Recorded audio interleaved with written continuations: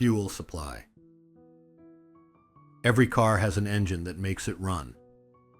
The engine must work properly for the car to move efficiently. And even if the engine is in good condition, all other parts must function well too. It is said that a car has about 20,000 to 30,000 components, and they all need to work together for the car to run according to the driver's desires. Nowadays, incidents where people mistakenly fuel their cars with the wrong type of fuel, such as putting gasoline in a diesel car, are common because it's sometimes hard to distinguish between gasoline and diesel cars. Just like a car breaks down if it's fueled with the wrong fuel, people also have elements that function like an engine, driving them forward. For some, it may be their dreams. For others, it may be money, relationships, or family. In this way, everyone has something that acts as a driving force, an engine, and this applies to believers as well. For believers, this driving force should be faith. But many people fail to supply their engine of faith with the proper fuel. Just like putting gasoline into a diesel engine. Instead of fueling the engine with faith, people feed it with other things, preventing it from functioning properly. To avoid such mistakes, we need to carefully examine what we are putting into our engine. Just like an inexperienced gas station attendant, Satan wants to put the wrong fuel into our engine.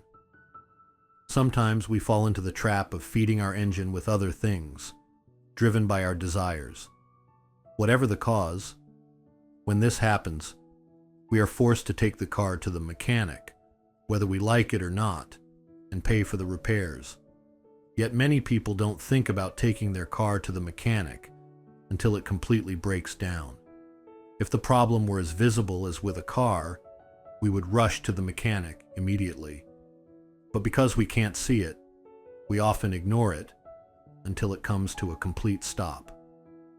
Our faith engine, like a car engine, sends us signals and warning signs before it completely stops, but we often pay little attention to these signs.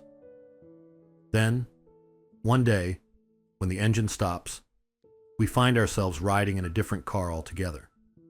Sometimes it's the car of greed, sometimes the car of the world, and other times the cars of pride, stubbornness, and vanity, leading us away from God's path and into the realm of the world. However, we must realize this. No matter what kind of car we drive, no matter how skilled we are at driving, or how well we maintain it, it is God who creates the road we travel. We must always remember that God is the one guiding our path. Whether we are driving the car of faith that God has given us, or any other car of our own choosing, without God's guidance and help, we will never reach our destination.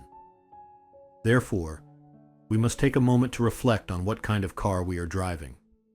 We must carefully examine whether our car of faith is running without issues. I hope that, with God's guidance, we will drive our car of faith to the destination He has set for us, and that we will all meet each other at that destination in the name of the Lord. 구독, 좋아요, 알림 설정 해주세요. Subscribe, like, set notifications.